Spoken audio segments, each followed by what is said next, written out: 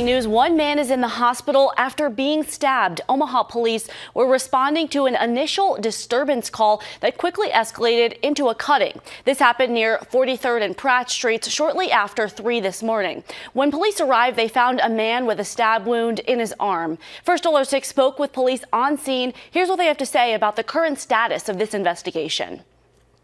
Investigation revealed it was a disturbance among family members. The suspect left prior to officers' arrival. Officers have been trying to locate suspect, but at this point have not found him. As for the victim, police say his injuries are not life-threatening. Stay with First Alert 6 as we work to learn more.